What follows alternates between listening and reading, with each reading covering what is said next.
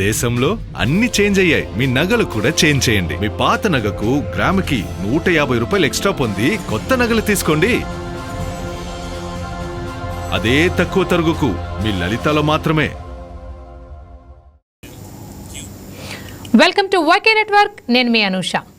CM అయినా PM అయినా సరే అరెస్ట్ అయితే పదవి అవుట్. 30 రోజులు జైల్లో ఉంటే చాలు. పోస్ట్ ఊస్టింగే. 30 రోజులు కటకటాల్లో ఉంటే చాలు. పదవి గోవింద. అవును, మనలాంటి దేశాల్లో ఇలా జరగడం చాలా కష్టమే. కానీ అలాంటి పరిస్థితి వచ్చే అవకాశం మాత్రం కనిపిస్తోంది. క్రిమినల్ కేసుల్లో అరెస్ట్ అయి వరుసగా 30 రోజులకు పైగా జైల్లో ఉంటే కేంద్ర రాష్ట్ర మంత్రులైనా ముఖ్యమంత్రులు అయినా ఏకంగా ప్రధానమంత్రి అయినా సరే ఆటోమేటిక్గా పదవులు కోల్పోయేలా రూపొందించిన బిల్లు పార్లమెంటు ముందుకు రాబోతోంది. ఉన్నత పదవుల్లో ఉంటూ అవినీతికి పాల్పడే వారి ఆట కట్టించడానికి ఉద్దేశించిన 130వ రాజ్యాంగ సవరణ బిల్లుపై జాయింట్ పార్లమెంటరీ కమిటీ చేస్తున్న అధ్యయనం ముగింపు దశకు చేరుకుంది. రాష్ట్ర ప్రభుత్వాలు రాజకీయ పార్టీల అభిప్రాయాలను జేపీసీ సేకరిస్తోంది. ఈ నెల 17న కేంద్ర ప్రభుత్వానికి నివేదిక సమర్పించబోతోంది. ఈ నెల 20 నుంచి జరిగే పార్లమెంట్ సమావేశాల్లో 130వ రాజ్యాంగ సవరణ బిల్లు ఉభయ సభల ముందుకు తెస్తున్నారు. ఈ నేపథ్యంలో కీలక రాజ్యాంగ సవరణ బిల్లు గట్టెక్కుతుందా లేదంటే వీగిపోతుందా? ఈ బిల్లు రాష్ట్రాల స్వయం ప్రతిపత్తిని బలహీనపరుస్తుందా? 130వ రాజ్యాంగ సవరణ బిల్లు విపక్ష ప్రభుత్వాలే టార్గెట్గా తెస్తున్నారా? 30 రోజుల జైలు నిబంధన రాజకీయ అస్త్రంగా మారుతుందా? ఇలాంటి చట్టాలు కోర్టులో నిలబడతాయా అనే ప్రశ్నలు తెరపైకి వస్తున్నాయి. ఇదే ఇవాల్టి మన డిబేట్ అంశం.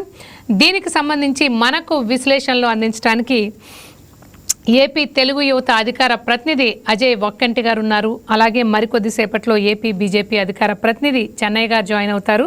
అలాగే తెలంగాణ కాంగ్రెస్ అధికార ప్రతినిధి శివకుమార్ లాల్ యాదవ్ గారు కూడా జాయిన్ అవుతారు.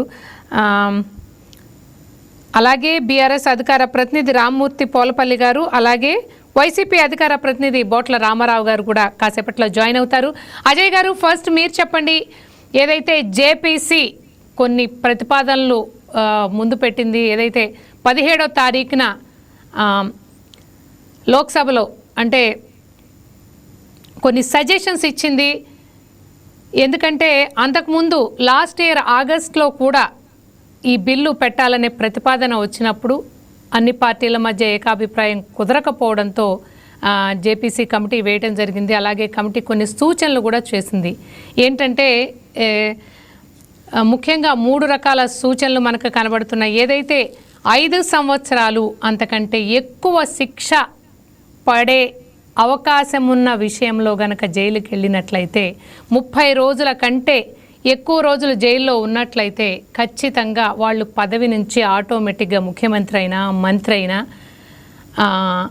ప్రధానమంత్రి అయినా ఆటోమేటిక్గా పదవి నుంచి సస్పెండ్ అవుతారనే సమాచారం మనకు వినబడుతోంది.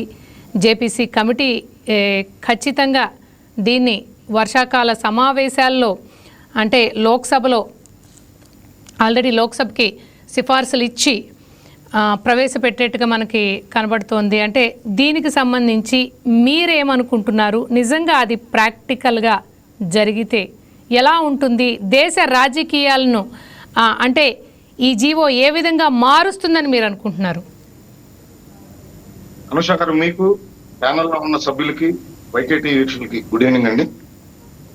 భారతదేశ పౌరుడుగా 130వ రాజ్యాంగ సవరణ బిల్లుని నేను అంటే నా సొంతగా అంటే ఒక పార్టీ ప్రతినిధిగా కాకుండా భారతదేశ పౌరుడిగా నేను దాన్ని ఆమోదిస్తా ఉన్నా. ఎందుకంటే అనుష గారు, నన్ను పరిపాలించే నాయకుడు జవాబుదారీతనంతో ఉండాలి, నాకు సుస్థిరమైన ప్రభుత్వాన్ని అందించాలి, అవినీతి రహిత పరిపాలన రావాలి. ఏదైతే ఇవాళ బిల్లు తీసుకొస్తా ఉన్నారో జేపీసీ ముందు అన్ని రాష్ట్రాలు తమ వాదన వినిపిస్తా ఉన్నాయో, రేపు రాబోయే రోజుల్లో పార్లమెంట్ లో ప్రవేశపెట్టబోయే ఆ బిల్లు ఖచ్చితంగా దేశంలో ఉన్న ప్రతి పార్టీ ఆమోదించాలి. ఎందుకంటే అనుష గారు, ఇవాళ రాజకీయ పదవులు ఏ విధంగా తయారవుతున్నాయి రాబోయే రోజుల్లో గత 10 సంవత్సరాల కంటే అదొక బిజినెస్ గా తయారైంది అంశం. ఎంతో కొంత ఖర్చు పెట్టడం, రాజకీయాల్లోకి రావటం, పదవి తీసుకోవటం, ఆ వచ్చిన పదవిని వాళ్ళు ఖర్చు పెట్టిన దానికి 10 దోచుకోవటం, వాళ్ళ కుటుంబ 10 తరాలు తిన్న తరగని ఆస్తులు సంపాదించుకునే పరిస్థితికి కొంతమంది రాజకీయ నాయకులు తయారవుతా ఉన్నారు. ఖచ్చితంగా అట్లాంటి వారిని అరికట్టాలంటే ఇట్లాంటి బిల్లు రావాలన్న. అయితే అజయ్ గారు, ప్రతిపక్షాలు ఏం చేస్తున్నాయంటే ఏమంటున్నాయంటే ఇది ఖచ్చితంగా ప్రతిపక్షాలను టార్గెట్ చేస్తూ తీసుకొస్తున్న బిల్లు అని ఇప్పటికే ప్రతిపక్షాలు తమ వాదన వినిపిస్తున్నాయి. అనుష గారు మీ ద్వారా యావత్ భారతదేశంలో ఉన్న ఈ బిల్లును వ్యతిరేకిస్తున్న ప్రతి పార్టీని నేను ఒకటే సుటిగా ప్రశ్నించదలుచుకున్నాను. అనుష గారు, జీవితాంతం ఈ భారతదేశాన్ని బీజేపీ పరిపాలిస్తుందా అనుష గారు? కాదు కదా. ఈ బిల్లు కానీ ఖచ్చితంగా అధికార పార్టీ కి అడ్వాంటేజ్ ఉండే అవకాశం ఉంది కదా అజయ్ గారు? లేదనుష, నేను చెప్పేది కంక్లూడ్ అవ్వలేదు. నేను చెప్తా ఒకసారి మీకు ఇంటి అర్థం. యావత్ భారతదేశంలో ఆయా రాష్ట్రాల్లో కానీ యావత్ భారతదేశాన్ని ఎప్పుడు ఒక పార్టీ పరిపాలించే అవకాశం ఉండదు. భారతదేశానికైనా ఆయా రాష్ట్రాలకైనా సుస్థిరమైన పరిపాలన, సంక్షేమ, అభివృద్ధి చేస్తేనే ఆ ప్రభుత్వం కొనసాగుతుంది. ఈ రోజు అధికారంలో ఉన్న రేపు ప్రతిపక్షంలో ఉండొచ్చు, ఇప్పుడు ప్రతిపక్షం రేపు అధికారంలో రావచ్చు. ప్రతిపక్షాలకే కంటకంగా ఈ బిల్లు ఉంటుందంటే అది తప్పనుష గారు. ఎందుకంటే ఇప్పుడు బీజేపీ కేంద్రంలో అధికారంలో ఉంది, ఆంధ్రప్రదేశ్ లో కూటమి అధికారంలో ఉంది. మేము రాబోయే 50 సంవత్సరాలు మేము అధికారంలో ఉంటామని గ్యారెంటీ ఉందనుష లేదు కదా. ఈ బిల్లు యావత్ భారతదేశానికి, ఈ రాష్ట్ర భవిష్యత్తు, దేశ భవిష్యత్తు కోసం తీసుకురాబోతున్న బిల్లుగా నేను పరిగణిస్తా ఉన్నా. ఎందుకంటే అనుష గారు, మనం చూస్తూనే ఉన్నాం, 100 కోట్లు 1000 కోట్లు దాటి వెళ్ళిపోయాం అనుష గారు. ఈ రాజకీయ నాయకుల దోపిడీ ఇప్పుడు లక్షల కోట్లకు వెళ్ళిపోయింది అనుష గారు. అంటే ఎంత ఆశ్చర్యకరంగా ఉందంటే, నన్ను పరిపాలించే నాయకుడు 1000 కోట్ల రూపాయలు దోచేసి ఈ రోజు రాష్ట్రం అప్పులు పాలవుతుందంటే దేనికి అవుద్ది అనుష గారు? ఈ రోజు ఏ రాష్ట్రమైనా ఆ రాష్ట్రంలో అసెంబ్లీలో ఒక బిల్లు తీసుకొస్తారు, ఫలానా దానికి ఒక సంక్షేమం లేదు, ఒక రోడ్డు వేయాలి, ఒక ప్రాజెక్టు కట్టాలి. అది ఏ విధంగా తయారైందంటే ఐసు గడ్డ మాదిరి అనుష గారు. అది స్టార్టింగ్ ఎట్లా ఉంటుంది, అది రాను చివరికి ఏమవుతుందంటే ఒక వాటర్ మార్క్ లాగా తయారవుతుంది. అంటే వాళ్ళని సూటిగా మీ ద్వారా ఈ రోజు కూటమి ప్రభుత్వం ఆంధ్రప్రదేశ్ లో ఉన్న సుస్థిరమైన పరిపాలన అందిస్తున్న నారా చంద్రబాబు నాయుడు గారి కూటమి ప్రభుత్వం దేనికి స్వాగతిస్తా ఉంది అనుష గారు? మేము దమ్ముగా ధైర్యంగా ఎందుకు చెప్తా ఉన్నాం? ఈ ప్రభుత్వం అవినీతి రహిత పరిపాలన కొనసాగిస్తుగా ఉంది కాబట్టి మేము ధైర్యంగా బిల్లును ఆమోదిస్తా ఉన్నాం. ఈ రోజు నారా చంద్రబాబు నాయుడు గారు కానీ, నారా లోకేష్ గారు కానీ, పవన్ కళ్యాణ్ గారు కానీ, కూటమిలో ఉన్న ప్రతి నాయకుడు ఈ బిల్లును ఆమోదించే పరిస్థితి దేనికి ఉంది అనుష గారు? మేము సుస్థిరమైన పరిపాలన ఈ రాష్ట్రంలో అందిస్తా ఉన్నాం.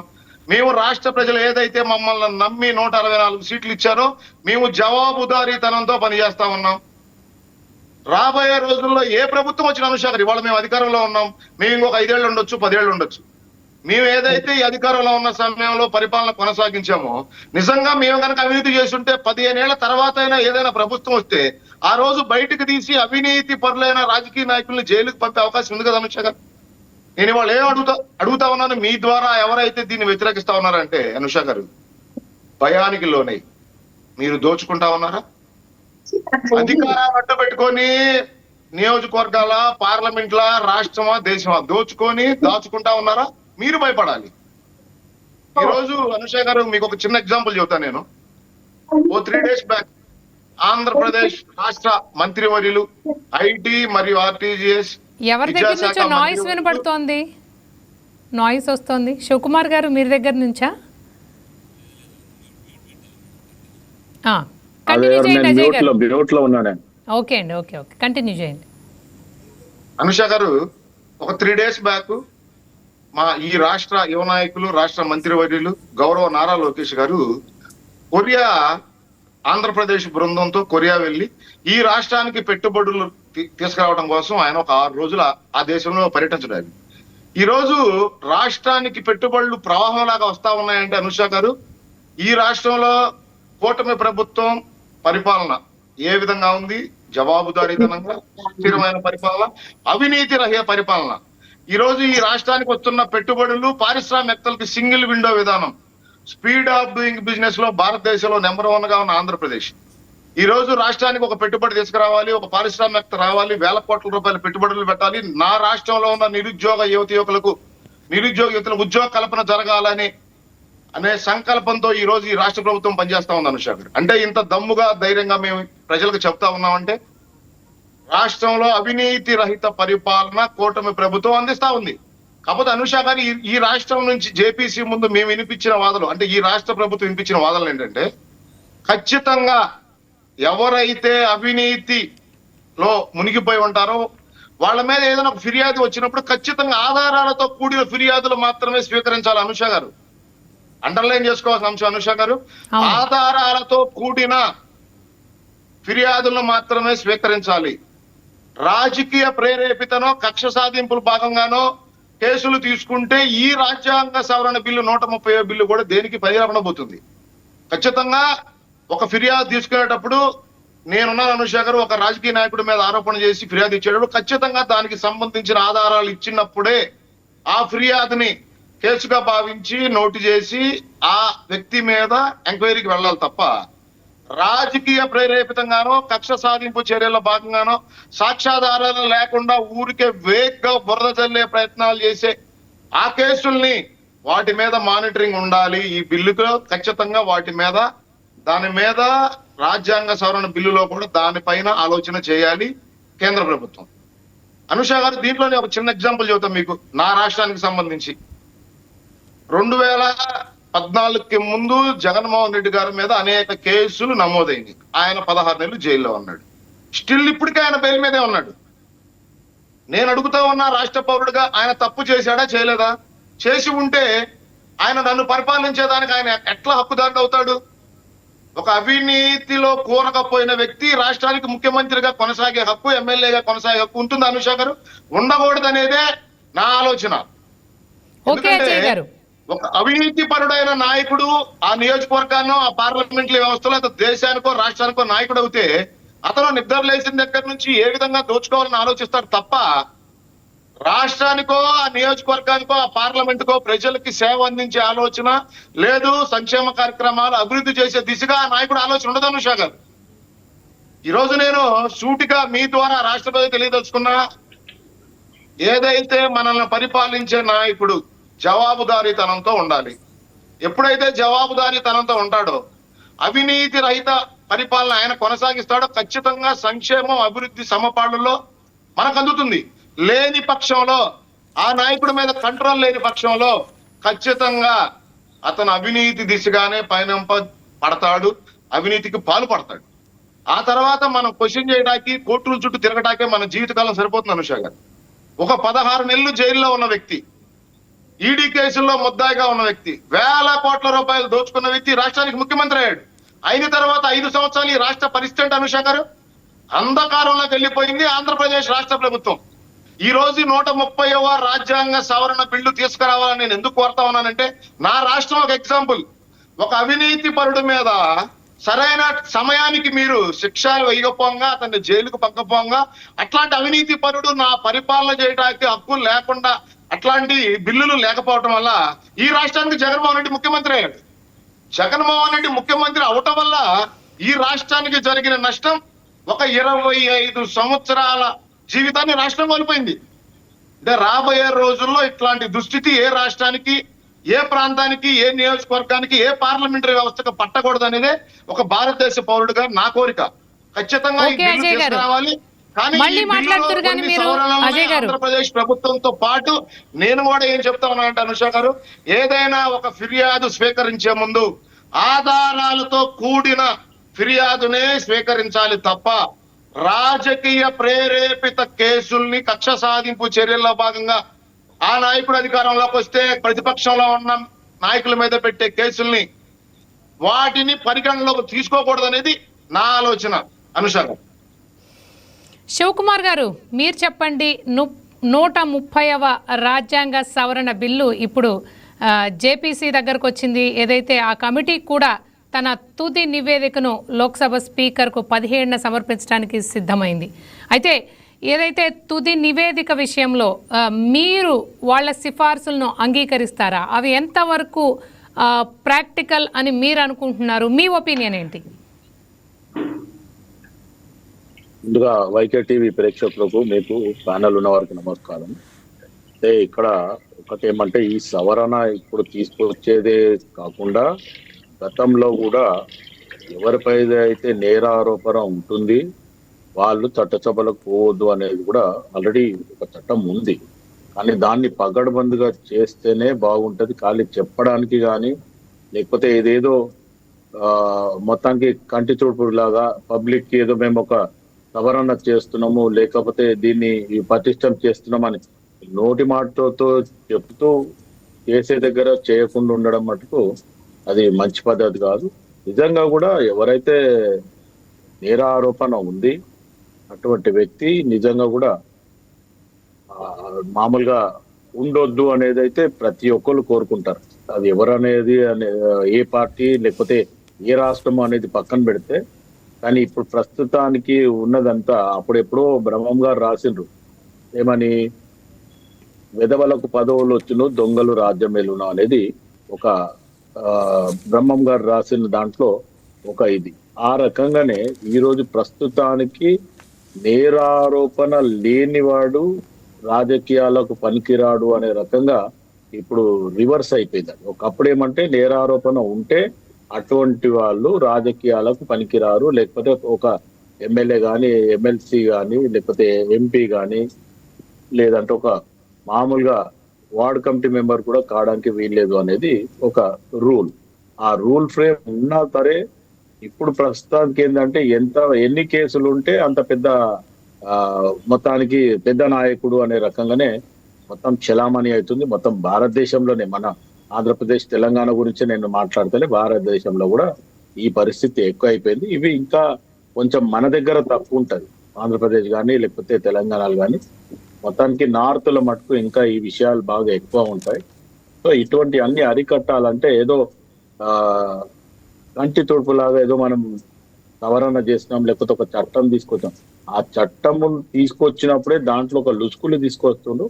ఆ లుసుకులని ఆధారంగా పెట్టుకొని మొత్తానికి ఇటువంటి నేరారోపణ ఉన్నోళ్ళు కానీ, ఎందుకంటే శివకుమార్ గారు అప్పుడు మద్యం కేసులో ఢిల్లీ ముఖ్యమంత్రి, అప్పట్లో ముఖ్యమంత్రి అయినటువంటి కేజ్రీవాల్ విషయంలోనే సుప్రీంకోర్టు అక్షింతలు వేసింది. ఆయన ఎప్పుడైతే అప్పుడు ఆయన ముఖ్యమంత్రిగా ఉంటూ జైల్లో ఉండి తన పరిపాలన కొనసాగించాలని ట్రై చేశారు.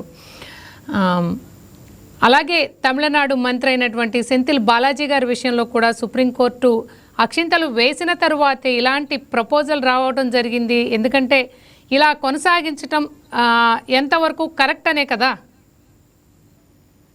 అయితే ఒకటి ఏమంటే ఇక్కడ ఇప్పుడు కేజ్రీవాల్ సబ్జెక్ట్ వస్తే అది మొత్తానికి ప్రూఫ్లెస్ కేసు అనేది మనం ఆల్రెడీ చూడడం జరిగింది. ఎందుకంటే ఒక్కటే ఏంటంటే ఢిల్లీ రాష్ట్రాన్ని కూడా మనం కైవశం చేయాలనే ఉద్దేశంతోనే అటు బీజేపీ ప్రభుత్వం ఆయన మీద ఒత్తిడి పెట్టడము.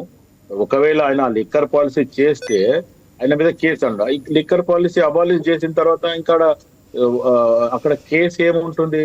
ఏదైతే పాలసీ వచ్చింది ఆ పాలసీ మీదనే ఆయన మీద నేరారోపణ అయింది అంటే ఆ పాలసీని ఇమీడియట్ గా నేను అబాలిష్ చేస్తా అనే రకంగా ఆయన వెనక్కి పోయిన తర్వాత అక్కడ కేసు లేదు. కానీ మొత్తానికి ఒక ఒత్తిడితోని మొత్తానికి జైలు జీవితం గడపాలా, లేదంటే మొత్తం ఢిల్లీలో మనం కైవశం చేసుకోలేము అనే రకంగానే అటు బీజేపీ ప్రభుత్వం ఒత్తిడితోనే అది తీసుకొచ్చి కేజ్రీవాల్ మీద. అయితే శివకుమార్ గారు ఈ విషయాల్లో ఖచ్చితమైన అంటే రూల్స్ అండ్ రెగ్యులేషన్స్ ఉన్నట్లయితే అంటే ముఖ్యమంత్రిగా ఆయన అరెస్ట్ అయినప్పుడు ఈ పరిస్థితి వచ్చుండేది కాదు కదా. ఎట్లుంటదండి, ఇప్పుడు చాలా కేసులు ఉన్నాయి. నేను అట్లా చెప్పుకుంటూ పోవాలంటే ఇప్పుడు ఒక సామాన్యునికేమో ఇమీడియట్ గా జస్ట్ ఇప్పుడు మన ప్యానల్ ఉన్న వాళ్ళు ఎవరైనా సరే చిన్న కేసు ఉంది అంటే పోలీసు వాళ్ళు వచ్చి ఇమీడియట్ గా తీసుకుపోయి పోలీస్ స్టేషన్ తీసుకుపోయి జస్ట్ ఎఫ్ఐఆర్ చేస్తారు. ఇమీడియట్ గా ఒకవేళ అవకాశం ఏదైనా ఉంటే రిమైండ్ చేస్తారు, లేదు కాదంటే పర్సనల్ బాండ్ మీద వదులుతారు, లేదంటే ఇంకేమన్నా వాయిదా ఉంటుంది. కానీ ఇదే రాజకీయ నాయకులు ఎవరైనా సరే వాళ్ళ నేరారోపణ వచ్చిన తర్వాత వాళ్ళ మీద కేసు ఆరోపణ నిజమవుతుందని తెలిసినాక కూడా దాన్ని దాచిపెట్టడము, లేకపోతే ఎఫ్ఐఆర్ లా కొన్ని కేసులు పెట్టకపోవడము, లేకపోతే వాళ్ళు స్టేషన్ బెయిల్ తీసుకొని పోయేలాగా కూడా మనం ఎన్నో కేసులు చూడడం జరిగింది. లేదంటే వాడు పిచ్చోడ్ లాగానో లేకపోతే మెంటల్ స్ట్రెస్ లాగానో లేకపోతే ఇంకోలాగా కొత్త యాక్టింగ్ చేసేస్తాడు, హాస్పిటలైజ్ అవుతాడు. ఆ తర్వాత మళ్ళీ బెయిల్ గిల్ అంతా అరేంజ్ చేసుకుని ఆ బెయిల్ వచ్చిన తర్వాత మళ్ళీ మంచోడు అయిపోతాడు. ఇటువంటి పరిస్థితులు మనం ఎన్నో చూడడం జరిగింది. అంటే చట్టంలో లుసుకులు ఏవైతే ఉన్నాయో ఆ లుసుకులు లేకుండా ఏదైతే చట్టం తీసుకొచ్చిందో ఆ చట్టం ప్రకారము మనం 101% అది అమలు చేస్తాము అనుకున్నప్పుడే ఆ సవరణ చేసినా ఆ చట్టం తీసుకొచ్చినా బాగుంటుంది. ఖాళీ ఏదో ఆ అధికారంలో మనం ఉన్నాము, ఆపోజిషన్ పార్టీల మీదకే మనం ఈ చట్టం అప్లై చేస్తాము, మనం అధికారంలో ఉన్నాం, మనకు సంబంధం లేదు అనే రకం ఉండడం అయితే ఈ చట్టం తెచ్చి కూడా వేస్తాం. డెఫినెట్గా మీరు అన్నది కరెక్టే శివకుమార్ గారు. చెన్నై గారు మీరు చెప్పండి. ఈ శివకుమార్ గారు ఏమంటున్నారంటే చట్టం తీసుకురావడంతోనే పని అయిపోదు, అది ఖచ్చితంగా కరెక్ట్గా సరైన రీతిలో అమలయ్యేలా చూడడం కూడా అధికార పార్టీ మీద బాధ్యత ఉంటుంది అని ఆయన అంటున్నారు. అలాగే ఢిల్లీ కేజ్రీవాల్ విషయంలో ఆయన బీజేపీ కావాలనే, అంటే ఎన్డీఏ కూటమి కావాలనే ఆయన మీద ఒత్తిడి తీసుకొచ్చి ఆధారాలు లేకుండా జైల్లో పెట్టారని కూడా శివకుమార్ గారు ఆరోపిస్తున్నారు. మీరు దీనికి ఏ సమాధానం చెప్తారు? వారు చెప్పినట్టు ఆధారాలు ఉంటేనే ఆ కేసు పెట్టాలి, డిస్క్వాలిఫై చేయాలి. ఈ రాజ్యాంగ సవరణలు ఎలా చేస్తున్నారంటే, సపోజ్ ఎగ్జాంపుల్ మన యాంటీ డిఫెక్షన్ బిల్ ఉంది, దాన్ని స్పీకర్లు అలాగే చైర్మన్లు ఎంత దుర్వినియోగం చేస్తున్నారో మనం కళ్ళారా చూస్తున్నాం. అలాంటి లోసుగులు లేకుండా ఎంత పవర్స్ స్పీకర్ అయినంత మాత్రాన పట్టపగలు ఇప్పుడు కాంగ్రెస్ ప్రభుత్వము తెలంగాణలో జరుగుతున్న యాంటీ డిఫెక్షన్ బిల్లును ఎంత దుర్వినియోగం చేస్తున్నారో స్పీకర్ గారు చూస్తున్నాం. అలా ఈ లోసుగుల వల్ల చాలా నష్టపోతున్నాం. నిజమే మీరు అన్నట్టు కేజ్రీవాల్ కేసు కానీ, ఇంతకుముందు ఆమె జయలలిత గారు కానీ, నిన్నట్టు ఈ సెంథిల్ బలాజీ కానీ వీళ్ళంతా అధికారాన్ని అడ్డు పెట్టుకొని సొమ్ము సంపాదించుకుంటున్నారు. ఇప్పుడు రాజకీయ నాయకులు వచ్చేదే అధికారం కోసము, డబ్బుల కోసం వస్తున్నారు. పెట్టుబడి, అది ఒక పెట్టుబడి అయిపోయింది. ఈ పెట్టుబడి పరుగులో వాళ్ళు సంపాదించుకోవాలి, అధికారంలో ఉన్నంత కాలంలోనే అన్ని సంపాదించుకోవాలని ఎగబడి సంపాదిస్తున్నారు. 100 కోట్లు 1000 కోట్లు సంపాదించుకుంటూ ఉన్నారు. ఆ పరంపరలో మనకు గ్రేట్ ఎగ్జాంపుల్స్ ఇప్పుడు అవినీతి ఆరోపణలు లేని రాజకీయ నాయకులు ఎవరైనా ఉన్నారా? ఎవరు లేరు. మరి దీన్ని ఎంతవరకు అరికట్టగలరు? 90% అవినీతి ఆరోపణలే. నిజమైన ఏ లాసోదు శాస్త్రులు అలాంటి వ్యక్తులు, టంగుటూరు ప్రకాశం పంతులు లాంటి వాళ్ళు, అలాంటి వ్యక్తులు ఎవరన్నా కనిపిస్తున్నారు? ఇప్పుడు సేవ చేయడానికి ఎవరు రావట్లే, అంతా సేవ చేసుకోవటానికే వస్తున్నారు. కాబట్టి నిజమైనటువంటి సేవకులు వచ్చినప్పుడు ఇదంతా జరుగుతారు. అన్నా హజారే అంతలాన పోరాడాడు, లోక్పాల్ బిల్లు తెచ్చారు. ఏమైంది లోక్పాల్ బిల్లు? ఎవరన్నా ఇంప్లిమెంట్ చేశారా? దాని చట్టాన్ని ఎవరన్నా ఉపయోగించారా? దాని మీద ఏమన్నా చర్యలు తీసుకున్నారా? ఏం లాభం వచ్చింది? లోక్పాల్ బిల్లు అని ఒకటి తెచ్చారు. వీళ్ళ మీదనే, నాయకుల మీదనే, రాజకీయ నాయకుల మీదనే కోసమే తెచ్చింది. అది ఉపయోగపడ్డదా? మనకి ఇప్పుడు నాటువంటి రాజకీయ నాయకులు, ఐఏఎస్ అధికారులు కానీ, కేంద్ర రాష్ట్ర ప్రభుత్వాల అధికారులు కానీ 100 కోట్లు బయటపడుతున్నాయి ఒక్కొక్కరిని పట్టుకుంటే దొరికిన వాళ్ళ దగ్గర. ఇక దొరకని వాళ్ళు ఎంతమంది ఉందో వాళ్ళ మీద కూడా ఇది అప్లై చేయాలి. ప్రజాస్వామ్యం దోచుకునే వాళ్ళ అందరి మీద ఇది అప్లై చేయాలి. అప్లై చేయటం కూడా నిజాయితీగా ఉండాలి. నిజాయితీగా అప్లై చేయాలా, వాళ్ళను నిజమైనటువంటి దోషులుగా తేల్చి శిక్షింపబడాలి. అంతేగాని దానికి ఏదో లొసుగులు మన లాయర్లు, మేధావులైన లాయర్లు అన్ని అదే దాంట్లో ఒక చట్టం ఉంటే దాని వెనక బొక్కలు దండిగా ఉంటాయని, అలాంటి లూప్ హోల్స్ అన్ని కూడా బయటకు తీసి దీన్ని అపహాస్యం పాలు చేయకుండా చూడాలి. అది మళ్ళీ సెంట్రల్ గవర్నమెంట్ ప్రభుత్వానికే చెడ్డ పేరు. ఇలాంటి యాంటీ డిఫెక్షన్ బిల్లు లాగా అవుతుంది లాస్ట్. ఎన్ని చట్టాలు, అద్భుతమైన చట్టాలు ఉన్నాయి, అమలు పరచడంలో చాలా తేడాలు కనిపిస్తున్నాయి. చెన్నై గారు మీరు కరెక్ట్ గా చెప్పారు. అయితే ఖచ్చితంగా ఈ రాజ్యాంగ సవరణ బిల్లు కూడా పాస్ అయితే ఖచ్చితంగా మరి ఇది కూడా మీరన్నట్టు ట్రాన్స్పరెంట్గా అమలవుతుంది అని అనుకోవచ్చా? నేను అనుకోవట్లేదు. ఇది ట్రాన్స్పరెంట్ గా జరుగుతుంది, ఫుల్ ప్రూఫ్ గా జరుగుతుందని నమ్మకం నాకు లేదు. ఎందుకంటే ఈ లోపాలు వాళ్ళు జేపీసీ వాళ్ళు కానీ ఆ పెట్టాలని పెడతారో ఏమో అర్థం కావట్లే. మీకు యాంటీ డిఫెక్షన్ బిల్లు కానీ ఏ బిల్లు అయినా చూసుకోండి. ఇప్పుడు జగన్మోహన్ రెడ్డి గారు 16 నెలలు జైల్లో ఉన్నాడు, ఆయన మీద అన్ని కేసులు ఉన్నాయి. అట్లాగే వాళ్ళ చిన్నాయన చంపిన కేసులో కూడా ఎన్ని ప్రూఫ్లు ఉన్నా కూడా మీకు మరొక ఎగ్జాంపుల్ చెప్తాను. అవినాష్ రెడ్డి గారు కర్నూలు నగరం నడిబొడ్డులో ఒక హాస్పిటల్లో ఉన్నాడు. పట్టుకోవటానికి వందలాది పోలీసులు వచ్చారు, ఆయన పట్టుకోలేకపోయారు. ఎందుకు పట్టుకోలేకపోయారు? సిబిఐ వాళ్ళు పట్టుకోలేకపోయారు. ఎక్కడ చట్టంలో లోపాలు ఉన్నాయి చూడండి. వదిలేశారు ఆయన సింపుల్ గా.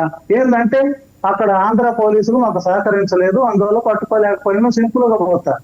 సిబిఐ అనుకుంటే చేయలేదా? అలా ఉంటుంది. ఈ పెద్దోళ్లకు చట్టాలు చుట్టాలుగా మారతాయి అవసరమైనప్పుడు. వాళ్ళు అలా మార్చుకుంటారు. ఎందుకంటే అధికారం వాళ్ళ చేతుల్లో ఉంది. పైనుంచి కింది దాకా పైరవీలు చేయగలరు. ఈవెన్ కోర్టులలో కూడా పైరవీలు చేయగలరు. కోర్టులలో కూడా ఇప్పుడు పైరవీలు ఎక్కువైపోయినాయి. అనేక కేసులు దొరికాయి. జడ్జీలే లంచాలు తీసుకుంటూ దొరికిపోతున్నారు. అలాంటప్పుడు ఈ వ్యవస్థ నిజాయితీగా ట్రాన్స్పరెంట్ గా జరుగుతుందని నేనైతే ఆశపడట్లేదు. ఏ ప్రభుత్వమైనా, బీజేపీ కాదు ఏ ప్రభుత్వమైనా కూడా. ఇంతకుముందు ఇందిరాగాంధీ కాంగ్రెస్ ప్రభుత్వంలో కూడా అనేక చట్టాలు వచ్చాయి. ఏవి కూడా ఈ అవినీతిని అరికట్టలేకపోతున్నాయి. మరి ఇది ఎంతవరకు వస్తుందో చూద్దాం. ఓకే చెన్నయ్య గారు. రామ్మూర్తి గారు మీరు చెప్పండి. అంటే వర్షాకాల సమావేశాల్లో లోక్సభలో మరి 130వ రాజ్యాంగ సవరణ బిల్లును ప్రవేశపెడదాం అనుకుంటున్నారు. అయితే లాస్ట్ టైం 131వ రాజ్యాంగ సవరణ బిల్లులాగా ఇది కూడా వీగిపోతుందా, లేక 2/3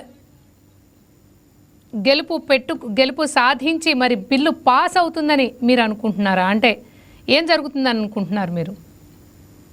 వీగిపోవద్దని కోరుకుంటున్నామండి. ఒక పార్టీగా ఒక న్యాయబద్ధమైన పరిపాలన, అదేవిధంగా రాజకీయాల్లో నేరస్తుల పరిపాలనలకు, అదేవిధంగా ఒక మంచివారి పరిపాలనకు చాలా తేడా ఉంటుంది. మా రాష్ట్రంలో మీరు చూడొచ్చు.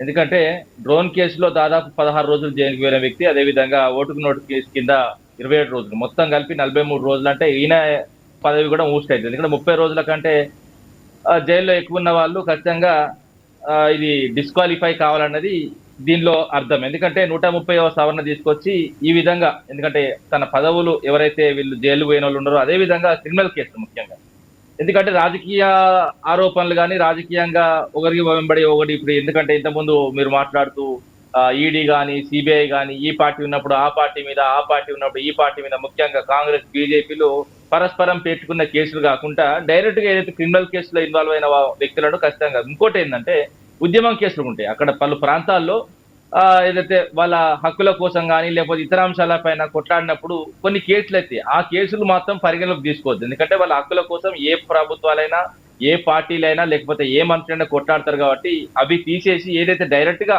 క్రిమినల్ కేసులు కానీ, ఇతర దొంగ కేసులు కానీ, లేకపోతే మానభంగం కేసులు కానీ, ఇతర దోపిడీ, అదేవిధంగా ఇప్పుడు మనీ లాండరింగ్ కేసులు లాంటివి, లేకపోతే అక్రమ సంపాదన లాంటి కేసుల్లో జైలుకు పోయి 30 రోజుల కంటే ఎక్కువ వాళ్ళని ఖచ్చితంగా డిస్క్వాలిఫై చేయాల్సిందే. ఎందుకంటే అవును రామ్మూర్తి గారు, ఎందుకంటే ఇప్పుడు ఈ జేపీసీ కమిటీ సిఫార్సులో కూడా తీవ్ర క్రిమినల్ నేరాలు అన్న పదాన్ని వాళ్ళు మెన్షన్ చేస్తున్నారు. అయితే ఈ పరిధిలోకి ఖచ్చితంగా తీవ్ర క్రిమినల్ నేరాలు అంటే ఏవే వస్తాయి అనేది ఇంకా క్లారిటీ లేకపోయినప్పటికీ మీరన్నట్టుగా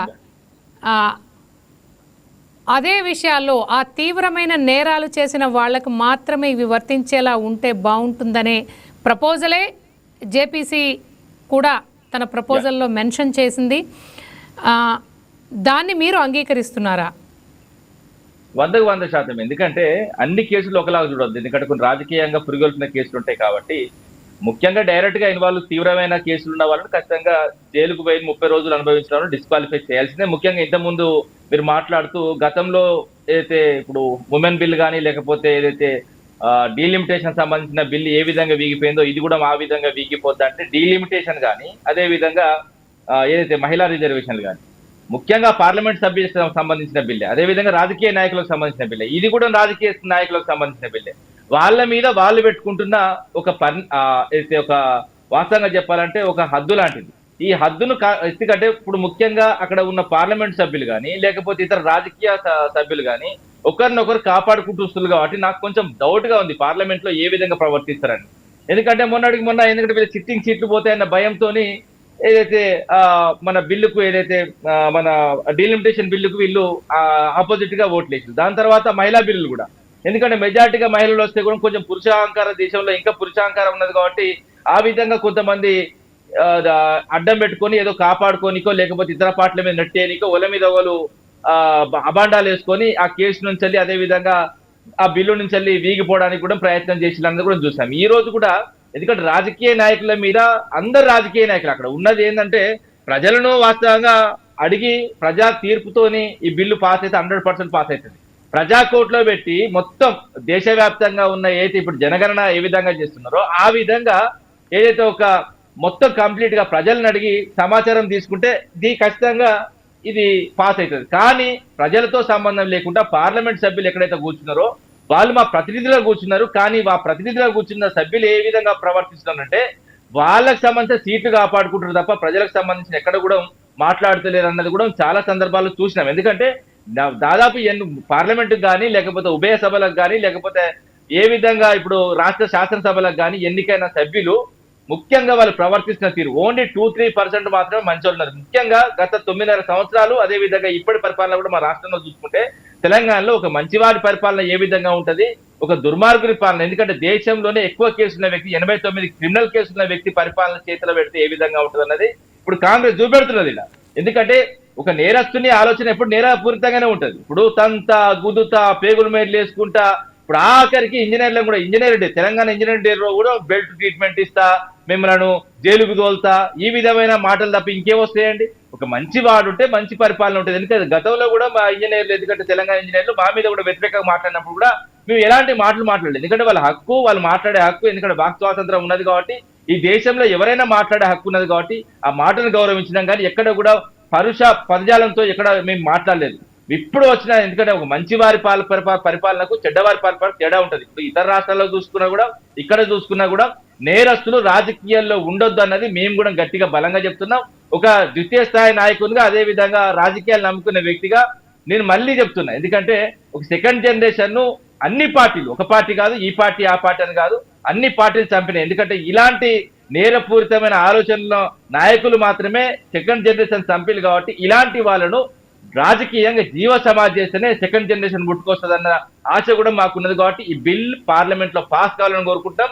జేపీసీ ముందుకి ఏదైతే ఈ మొత్తం ఇవన్నీ వచ్చిందో వాళ్ళు కులంకుశంగా చర్చించి, ఎందుకంటే మళ్ళీ వాళ్ళు పార్లమెంట్ సమర్పిస్తున్నారు కాబట్టి అందులో ఉన్న అంశాలు కులంకుశంగా పార్లమెంట్ లో చర్చించి అదే విధంగా ఒక మంచి రాజకీయ నాయకులు దేశానికి అందేలా పాటుపడాలని నేను కోరుకుంటున్నాను. అయితే జేపీసీ చేయనున్న ఈ సిఫార్సుల్ని వ్యతిరేకిస్తూ అదే కమిటీలో సభ్యులైనటువంటి అసదుద్దీన్ ఓవైసీ గారు కానివ్వండి లేకపోతే సుప్రియా సూలే గారు కానివ్వండి ప్రత్యేక నోట్ ఇవ్వాలనుకుంటున్నారు, సమర్పించాలన్నట్టుగా తెలిసింది. అంటే దీన్ని ఎలా చూడొచ్చు అంటారు రామారావు గారు? రామారావు గారు మీరు చెప్పండి. జేపీసీ కమిటీలోనే ఉన్నటువంటి అసదుద్దీన్ ఓవైసీ గారు కానివ్వండి సుప్రియా సూలే గారు కానివ్వండి సపరేట్గా నోట్ ఇవ్వాలనుకుంటున్నారు స్పీకర్ గారికి. అంటే దీన్ని ఎలా చూడొచ్చు అంటారు మనం? నమస్కారం మేడం. ఇక్కడ పార్లమెంటరీ సంప్రదాయాల ప్రకారం చట్టసభల సభ్యులు తమ యొక్క ఆలోచన విధానాన్ని నోటీసుల ద్వారా ఇవ్వడం అనేది అది సాంప్రదాయబద్ధంగా వస్తున్నటువంటి వ్యవహారం.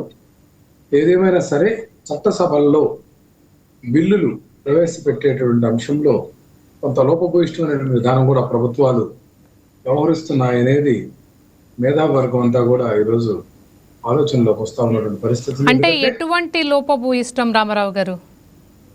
మహిళా బిల్లు ఉంది మేడం. మహిళా బిల్లు ఆల్రెడీ ఆమోదం పొందినటువంటి బిల్లు. దాన్ని ఇంకేదన్నా ఉంటే మహిళా కోటాలో సబ్ కోటా ఏదైతే బీసీలకు కూడా బీసీ మహిళలు కూడా చట్టసభల్లో ఓబీసీ మహిళలకు కావాలని అడుగుతుంటే అటువంటి ప్రస్తావన ఏం లేకుండా మరలా డీలిమిటేషన్ బిల్లుతో పాటు ప్రవేశపెట్టినటువంటి సందర్భం మనం ఈ మధ్య చూసాం.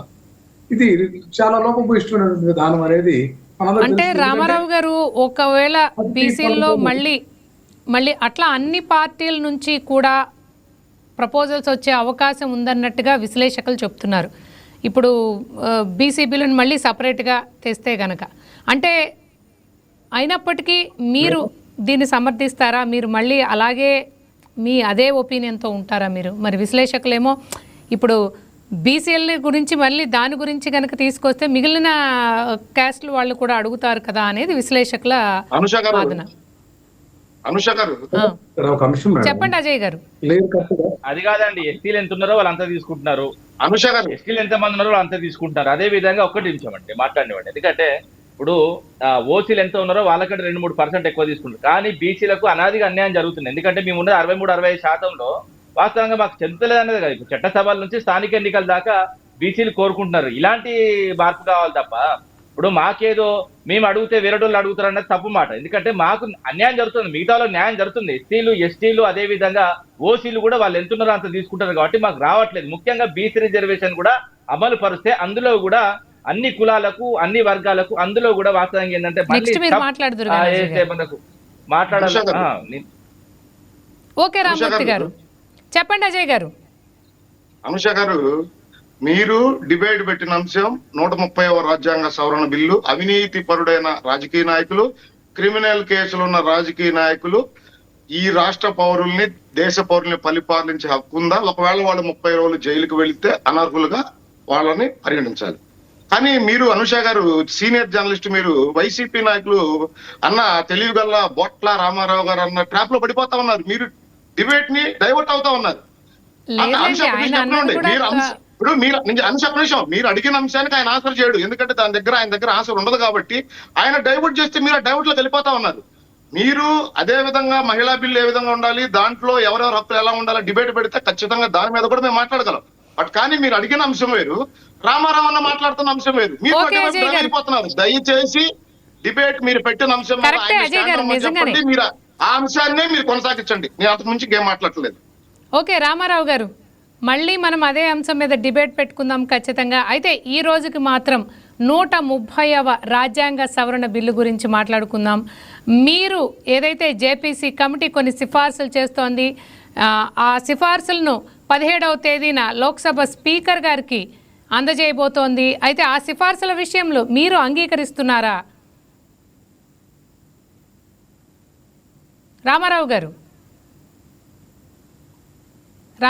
మ్యూట్లో ఉన్నట్టున్నారు మీరు. మేడం ఇక్కడ ఒక అంశం మేడం, చెప్పండి రామారావు గారు.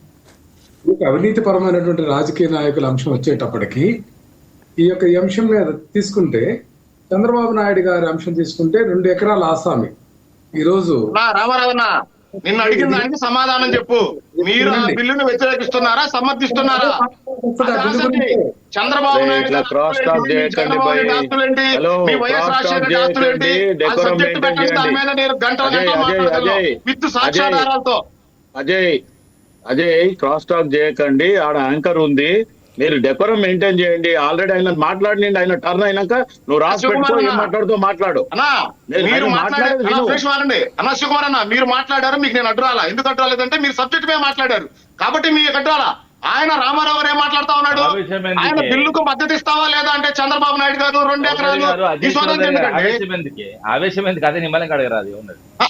ఈ సోదంతో నువ్వు ఆ బిల్లును సమర్థిస్తున్నావా? సమర్థిస్తే దాంట్లో ఉన్న లోటుపాట్లు ఉంటే మీరు ఏ విధంగా బిల్లు సవరణలు మీ పార్టీ రామారావు గారు ఫస్ట్ మీరు చెప్పండి, బిల్లును సమర్థిస్తున్నారా లేదా? నువ్వు మాట్లాడితే నేను ఒక గంట సేపు ఆపకుండా మీ జగన్మోహన్ రెడ్డి అవినీతి చిట్టా నేను మాట్లాడగలను. ఇప్పుడు రేపటి నుంచి మీ ఉద్యోగం అజయ్ కావాలేమో అట్లా ఉంది, పోటీ పడుతున్నాడు మీతోటి. ఇక్కడ అజయ్ కాదు ఆయన అన్నది కూడా కరెక్టే. అజయ్ గారు ఏమంటున్నారంటే మన టాపిక్ డీవియేట్ అయిపోతుంది అని అంటున్నారు. కరెక్టే అది. ఇప్పుడు ఏంటంటే ఇప్పుడు మీరు చంద్రబాబు గారి పేరెత్తుతారు, అజయ్ గారు ఇప్పుడు ఆయన నాయకుని సపోర్ట్ చేసుకోవడానికి ఆయన పేరెత్తారు. ఇలా ఇది మాట్లాడుకుంటుంటే మన అసలు టాపిక్ డీవియేట్ అయిపోతుంది. కాబట్టి మనము అసలు ఈ చట్టం అత్యంత అవినీతి పరుడు దేశంలో జగన్మోహన్ రెడ్డి. అజయ్ గారు మన టాపిక్ డీవియేట్ అయిపోతుంది.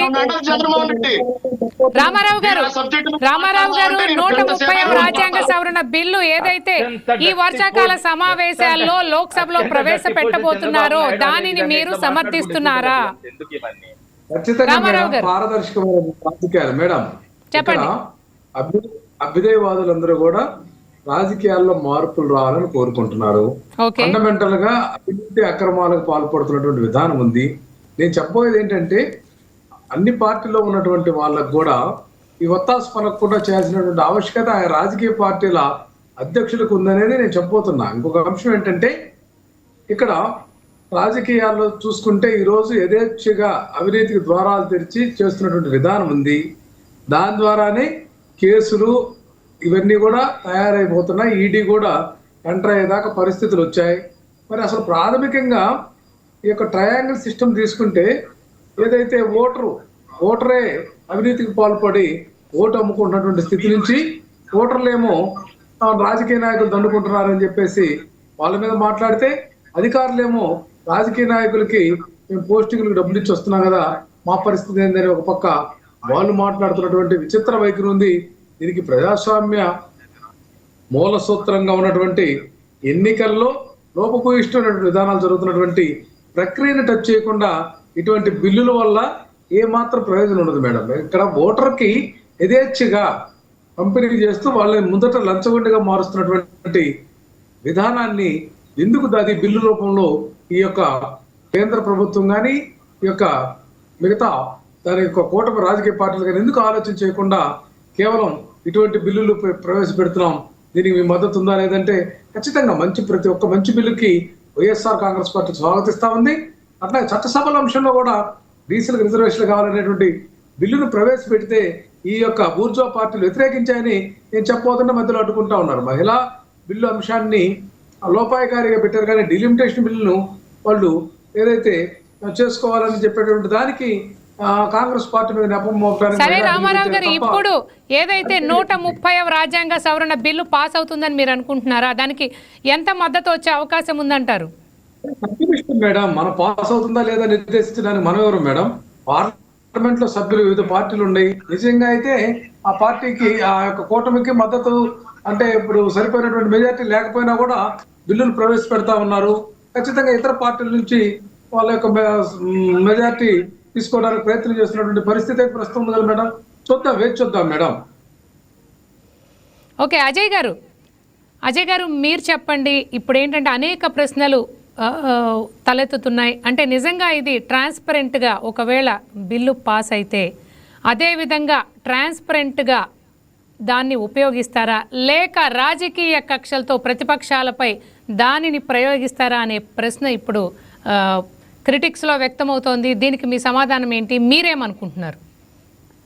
అనుష గారు, 130వ రాజ్యాంగ సవరణ బిల్లు అత్యంత పారదర్శకంగా ఉండాలి, అత్యంత పటిష్టంగా ఉండాలని నేను కోరుకుంటా ఉన్నా భారతదేశ పౌరుడుగా. సోదరుడు బీఆర్ఎస్ నాయకులు రామ్మూర్తి గారు చెప్పినట్టు ఏ క్రిమినల్, మీరంతా ఇంట్లో ఒక మాట చెప్పారు, ఏ క్రిమినల్ కేసుల్ని ఈ బిల్లులో చేకూర్చబోతా ఉన్నారు ఇంకా క్లారిటీ లేదని. రామ్మూర్తి గారు ఒక అంశం చెప్పారు, కొన్ని ప్రాంతాల ఆ ప్రాంత మనోభావాల కోసమో లేదా ఆ ప్రాంత అభివృద్ధి కోసమో ఆ ప్రాంత ప్రజల ఆకాంక్ష కోసమో అక్కడున్న నాయకులు పోరాటం చేసినప్పుడు ఖచ్చితంగా అక్కడున్న ప్రభుత్వాలు క్రిమినల్ కేసులు నమోదు చేస్తాయి. ఇట్లాంటి కేసులను కూడా ఈ రాజ్యాంగ సవరణ బిల్లులో యాక్సెప్ట్ చేస్తారా? యాక్సెప్ట్ చేయడం అది కరెక్టేనా అంటే నేను సోదరుడు రామ్మూర్తి గారు చెప్పిన మాటకి ఏకీభవిస్తాను. ఎందుకంటే ఒక రాజకీయ నాయకుడిగా నా ప్రాంతంలో ఉన్న సమస్యల్ని నేను ఖచ్చితంగా ప్రభుత్వం దృష్టికి, లేదా నేను ప్రతిపక్షంలో ఉంటే ప్రభుత్వం దృష్టికి, అధికారంలో ఉంటే ముఖ్యమంత్రి గారి దృష్టికి తీసుకువెళ్లేదానికి చివరే అంశం ఎట్లా ఉంటుందంటే పోరాటమే అనుష గారు. అంటే ఖచ్చితంగా అది ఒక రాస్తారోక, ఒక ధర్నానా లేదా ఒక నిరాహార దీక్ష సంథింగ్ ఈ వర్షంలో ఉంటుంది రాజకీయ నాయకుల పోరాటం. అట్లాంటివి జరిగినప్పుడు ఖచ్చితంగా కొన్ని క్రిమినల్ కేసులు నమోదవుతాయి. వాటిని పరిగణలోకి తీసుకుంటారా ఈ బిల్లులో అనేది ఒక అంశం అయితే నేను ఇందాక చెప్పా, మళ్ళీ సూటిగా చెప్తా ఉన్నా. రాజకీయ ప్రేరేపిత కక్ష సాధింపు చర్యల్లో భాగంగా పెట్టే ఫిర్యాదుల్ని వాటిపై కంట్రోల్ ఉండాలి. ఇప్పుడు నేను అనుష గారు అంటే ఎటువంటి కంట్రోల్ ఉండాలంటారు అజయ్ గారు? అంటే ఇప్పుడు అనుష గారు నేను క్లియర్ గా చెప్తా ఉన్నా, నేను ఒక నాయకుడి మీద ఫిర్యాదు చేస్తా ఉన్నానంటే దానికి సంబంధించి మినిమం ఇన్ఫర్మేషన్ కనుక ఇవ్వగలిగితేనే ఆ ఫిర్యాదుని ఒక కేసుగా నమోదు చేసుకోవాలి. వేగ్గా నాకు ఆ నాయకుడు అంటే పడదు కాబట్టి, సపోజ్ ఇప్పుడు మేము తెలుగుదేశం పార్టీ కుటుంబంలో ఉన్నాం, జగన్మోహన్ రెడ్డి గారు అంటే పడదో, లేదా నా నియోజకవర్గ ఇన్ఛార్జ్ అంటే నాకు పడదు కాబట్టి నేను వేగ్గా ఒక కేసు పెడితే కేసు నమోదు చేయకూడదు అనుష. ఖచ్చితంగా నేను చేస్తున్న ఫిర్యాదుకి సంబంధించిన సాక్ష్యాధారాలు మినిమం ఆ సంస్థకి మనం అందించినప్పుడే ఆ కేసు నమోదు చేయాలి. రాజకీయ ప్రేరేపిత కక్ష సాధింపు చర్యల్లో భాగంగా పెట్టే కేసుల్ని నమోదు చేయకుండా వాటిపై కంట్రోల్ ఉండాలి. ఈ బిల్లులో అది కూడా దాన్ని కూడా చేర్చాలి. రెండోది ఇందాక నేను ఇంక్లూడ్ చేశాను, రామ్మూర్తి గారు చెప్పినట్టు ఖచ్చితంగా ఒక పార్టీకి సంబంధించిన నాయకుడు గ్రామ స్థాయి నుండి రాష్ట్ర స్థాయి దాకా ఆ ప్రాంత మనోభావాల కోసం, ఆ ప్రజల ఆకాంక్షల కోసం, అక్కడున్న అభివృద్ధి కోసం ఖచ్చితంగా పోరాటాలు చేస్తారు. అవి కూడా క్రిమినల్ కేసులు అవుతాయి. వాటిని పరిగణలోకి తీసుకోవాలా, తీసుకోకూడదా అంటే ఖచ్చితంగా దీని మీద కూడా డిబేట్ జరగాలి అనుష గారు. ఎందుకంటే అనుష గారు, ఈ రోజు మేము అధికారంలో ఉన్నాం, ఇంకొక 10 ఏళ్ల తర్వాత మేము ప్రతిపక్షంలో ఉండొచ్చు. ఆ రోజు నా ప్రాంత ప్రజల కోసమా, నా ప్రాంత ప్రజల ఆకాంక్షల కోసమా, నా ప్రాంత అభివృద్ధి కోసమా నేను ఖచ్చితంగా రోడ్డుకి పోవటం చేస్తా, నేను ప్రశ్నిస్తా. దానిపై ఖచ్చితంగా ప్రభుత్వం క్రిమినల్ కేసు నమోదు చేస్తుంది. దాన్ని పరిగణలోకి తీసుకుంటే ఆంధ్రప్రదేశ్ లో ఉన్న రాజకీయ నాయకులు జైలుకి వెళ్ళటానికి జైలు సరిపోవు.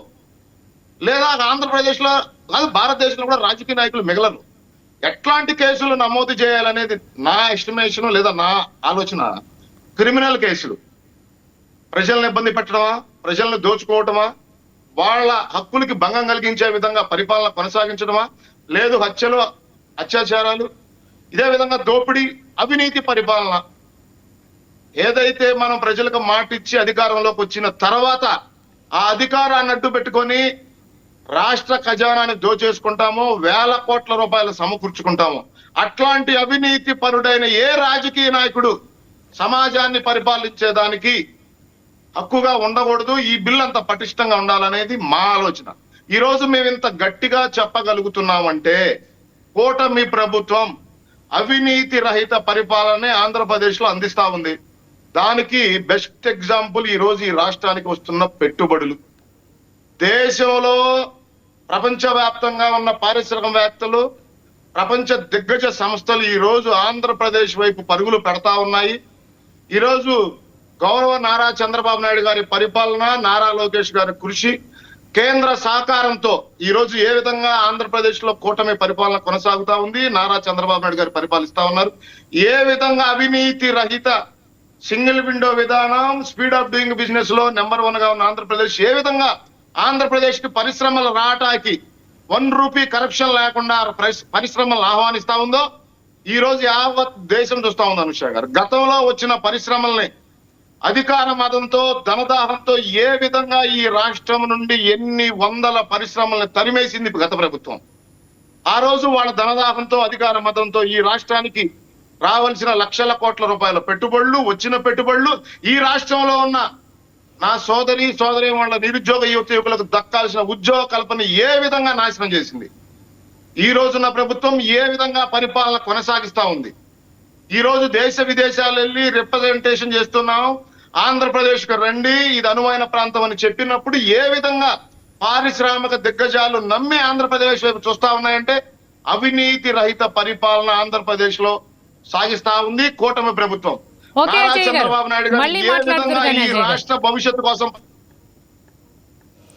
శివకుమార్ గారు, అజయ్ గారు సహకారంతో ఈ రోజు మేము ఇంత గట్టిగా బిల్లుని సమర్థిస్తా ఉన్నామంటే మా నాయకులు పనితీరు, మా నాయకుల మీద మాకున్న నమ్మకం, మా నాయకులు పనిచేస్తున్న రాష్ట్ర భవిష్యత్తు కోసం ఏదైతే మమ్మల్ని నమ్మి 2024 సార్వత్రిక ఎన్నికల్లో సుస్థిరమైన ప్రభుత్వాన్ని అందిస్తారు, సుపరిపాలన అందిస్తారు, అవినీతి రహిత పరిపాలన అందిస్తారు, జవాబుదారీతనంగా కూటమి ఉంటుంది. ఆ విధంగానే నారా చంద్రబాబు నాయుడు గారు పరిపాలిస్తారని నమ్మి మాకు అవకాశం ఇచ్చారో ఈ 2 సంవత్సరాల కూటమి పరిపాలన ఆ దిశగానే కొనసాగుతా ఉంది. దానికి బెస్ట్ ఎగ్జాంపుల్ ఈ రాష్ట్రానికి వస్తున్న పెట్టుబడులు ప్రవాహంగా. అజయ్ గారు మళ్ళీ మీరు మాట్లాడుతున్నారు కానీ 25 పైసల పెట్టుబడులు ఆంధ్రప్రదేశ్ వస్తా ఉన్నాయంటే మా పరిపాలన, మా నాయకుల కష్టం, మా నాయకుల కృషి. ఇది నేను యావత్ ప్రపంచాన్ని తెలియదలుచుకున్నా. ఈ రోజు ఆంధ్రప్రదేశ్ ప్రభుత్వం ఈ బిల్లును సమర్థిస్తా ఉందంటే ఇవన్నీ ఎగ్జాంపుల్ చెబుతా ఉన్నాను సార్. ఓకే అజయ్ గారు. శివకుమార్ గారు మీరు చెప్పండి, ఏదైతే ఉన్నత రాజ్యాంగ పదవుల్లో ఉన్న వారికి వ్యతిరేకంగా నమోదైన కేసుల్ని త్వరితగతిన పరిష్కరించేందుకు జేపీసీ కమిటీ కూడా ఫాస్ట్ ట్రాక్ కోర్టులను కానివ్వండి, లేకపోతే స్పెషల్ కోర్టులను కానీ అరేంజ్ చేయాలని సిఫార్సు చేస్తోంది. ఇది ఎంతవరకు ఆచరణ సాధ్యం? అలాగే ఇలాంటి చట్టాలు 130వ రాజ్యాంగ సవరణ బిల్లు ప్రకారం వచ్చే చట్టం ఎంతవరకు కోర్టులో ఆచరణ సాధ్యమని మీరు అనుకుంటున్నారు? ఒక రకంగా వాళ్ళు ఏదైతే ఆచరణలకు తీసుకొస్తామని చెప్తున్నారో, సవరణ చేస్తున్నామని చెప్తున్నారో, దాంట్లో ప్రస్తుతానికి దేశ హోంశాఖ మంత్రి ఎవరు? అమిత్ షా. 11 మాసాలు జైలు జీవితం గడిపేసుకొని వచ్చిన వ్యక్తి ఈరోజు ఏ రకంగా అయినా ఆ పదవిలో ఉన్నాడు, లేకపోతే బీజేపీ ప్రభుత్వం ఎందుకు పెట్టింది? లేదా నరేంద్ర మోదీ గారిని కూడా ఆలోచిస్తే గోద్రా అల్లర్లో కానీ ఆ ట్రైన్ ఏదైతే ఫైర్ అయిన దాంట్లో ప్రధాన నిందితుడు నరేంద్ర మోదీ గారు అనేది అప్పట్లో ఉన్నది. కాకపోతే వాళ్ళ చేతిలో అధికారం ఉన్నప్పుడు ఇవన్నిటిని కూడా స్క్వాష్ చేసేస్తారు. ఎక్కడ కూడా దాని ఆధారాలు దొరకవు. ఎవరైతే ఆధారాలు ఉంటాయో లేకపోతే సాక్షులు ఉంటారో వాళ్ళని తారుమారు చేసేస్తారో. అవసరమైతే లేకుండానే చేసిన కేసులు మనం ఎన్నో చూడడం జరిగింది. అండ్ మోర్ ఎవర్ ప్రతిసారి ఇప్పుడు తమ్ముడు అజయ్ మాట్లాడుతూ చంద్రబాబు నాయుడు గారు బాగా చేసిండ్రు అన్నారు. ఇప్పటి వరకు చంద్రబాబు నాయుడు కూటమి ప్రభుత్వంలో భయపెట్టుకొని నేను బతుకుతున్నా అనే రకంగా ఒక ధీమా ఉండింది చంద్రబాబు నాయుడుకి. ఇప్పుడు ఇమీడియట్ గా మన బెంగాల్లో జరిగిన తర్వాత దొంగదారిగా వీళ్ళు ఆల్రెడీ మొత్తానికి వీళ్ళకు ఇంకా సీట్స్ పెంచుకున్నారు కాబట్టి ఇప్పుడు బీహార్ లేకున్నా ఇటు ఆంధ్రప్రదేశ్ లేకుండా మేము నడిపించగలం అనే ఒక ధీమా ఇప్పుడు నరేంద్ర మోదీ ప్రభుత్వంకి వచ్చింది. వీళ్ళకు కూడా ఇప్పుడు ఎప్పుడైనా సరే ముంపు రెడీగా ఉంది అనేది నేను అజయ్కి ఒక సూచన ఇది. ఎందుకంటే మొత్తానికి కూటమి ప్రభుత్వం మేము ఇట్లా చేస్తున్నాం.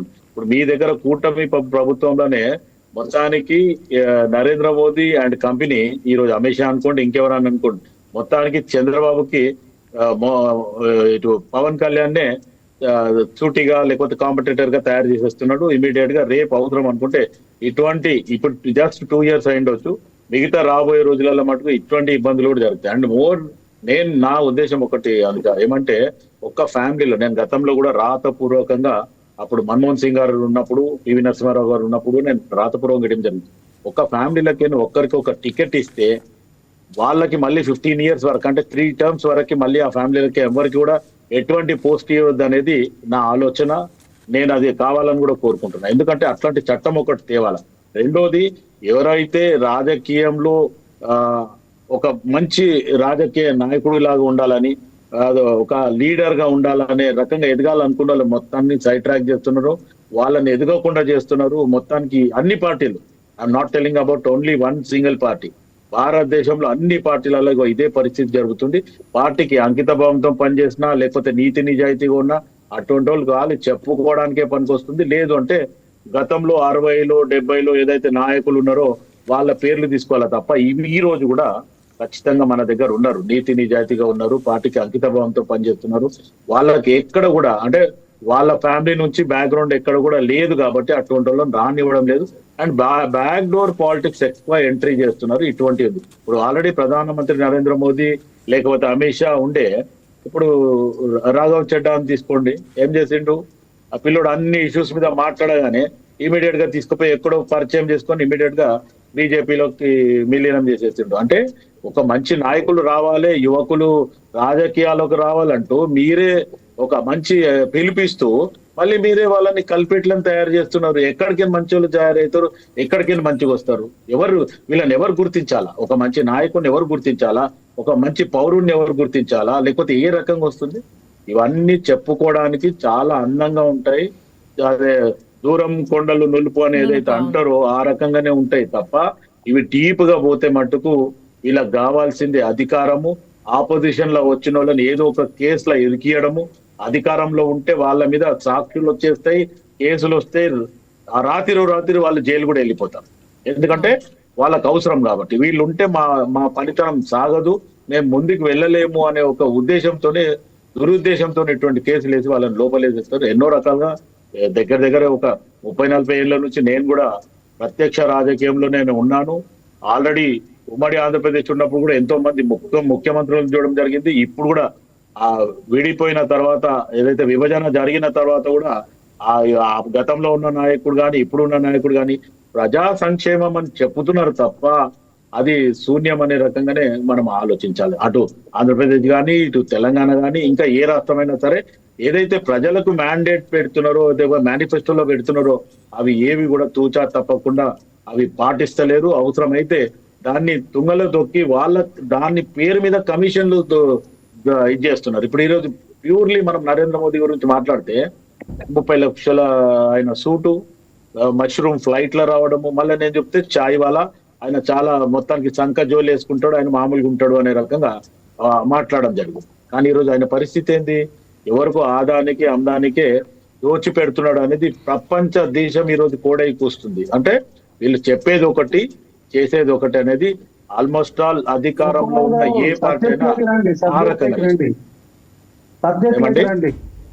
సబ్జెక్ట్ లోనే చెప్తున్నారు చెన్నయ్య గారు. ఆరోపణలు ఎలిమెంట్ చేయటం కాదు. అదే అవినీతి ఆరోపణలనే ఇవన్నీ వస్తున్నాయి. అందుకే చెప్తున్నా నేను, అవినీతి ఆరోపణలే ఇవి నేను చెప్పేటి కూడా. నేనేదో సైట్ ట్రాక్ పోలేదు. చట్టంలో ఉన్న లోపాలు ప్లస్లు మైనస్ చెప్పండి. అదే ఎందుకంటే ఇవన్నీ ప్లస్ మైనస్ నేను చెప్పింది సార్. కాంగ్రెస్ లో మొదటి నుంచి ఎన్ని ఉన్నాయి, ఎన్ని కేసులు అన్ని చెప్తాము. అవి కాదు ఇప్పుడు అదే మొత్తానికి మీరు చేసేదంతా గదే పని. మీరు చేసేది ఏమి లేదు. 12 సంవత్సరాల నుంచి అధికారంలో ఉండి విభజన హామీ చట్టం తీర్చని వాళ్ళు, లేకపోతే మీరు ఈ రోజు కూడా తెలంగాణని ఏమంటున్నారు, ఒక చిన్న పోరాన్ని తీసుకొచ్చి హౌలగాన్ని తీసుకొని వచ్చి ఇండియా పాకిస్తాన్ బార్డర్ లాగా జరిగింది అంటుండు. అటువంటి మూర్ఖులను తీసుకొచ్చి మీరు పెత్తనం ఇచ్చి ఈ రోజు రాజకీయాన్నంతా భ్రష్టు పట్టిస్తుంది బీజేపీ ప్రభుత్వం. నేను వ్యక్తిగతంగా చెన్నై బీజేపీ నాయకుడు అని చెప్పడం లేదు. నేను ఈ రోజు కాంగ్రెస్ పార్టీ ఇక్కడ వినండి మీరు, నేను అదే చెప్పిన, మళ్ళీ పిల్లలకి చెప్పినట్టు మీకు కూడా చెప్పాల్సి వస్తుంది. చిన్న పిల్లలకి చిన్న పిల్లలకి ఇక్కడ ఎన్నో నా మాట, నేను ఒక మాట చెప్తున్నా వినండి. ముందు మీరు ఇప్పుడు ఇంతకు ముందు పిల్లలకి చెప్పినాం మీరు రాసుకోండి అని. నేను మీకు కూడా చెప్పాల్సిన అవసరం వస్తుందని నేను అనుకుంటలేను. నేను చెప్పిన తర్వాత మీరు ఏమి చెప్తారో మీ స్క్రిప్ట్ రాసుకోండి, బీజేపీ స్క్రిప్ట్ రాసుకొని చెప్పండి, నేను కాదంటలే. But what I'm telling that is fact. Each and every person, each and every citizen is watching. Okay Shivakumar garu, ఒక్కసారి మనం చెన్నై గారిని మాట్లాడిద్దాం. చెన్నై గారు చెప్పండి, మీరేం చెప్పబోతున్నారు? అమ్మా అనూష గారు, ఈ సబ్జెక్ట్ లో ఈ ఆరోపణలు చేసుకుంటూ పోతే కుదరదు. కానీ అసలు బిల్లు లక్ష్యం ఏమంటే రాజకీయ నాయకులు జైలు నుంచి పరిపాలించకూడదని, రాజ్యాంగంలో నైతికత, ఆ రాజ్యాంగ సూత్రాలను పాటించాలని, దానికోసం నమ్మకాన్ని నిలబెట్టాలా ప్రజల ముందు అనేది బిల్లు లక్ష్యం. దాని వేసి రాజ్యాంగంలో ఆర్టికల్స్ 75, 164, 239 ఏళ్లను సవరించాలనేది బిల్లులో ఉన్న విషయం. అవును. అయితే మనము రాజకీయాలన్నీ భ్రష్టుపట్టి పోయినాయి కాబట్టే ఇలాంటి చట్టాలు తీసుకురావాల్సిన అవసరం వచ్చింది.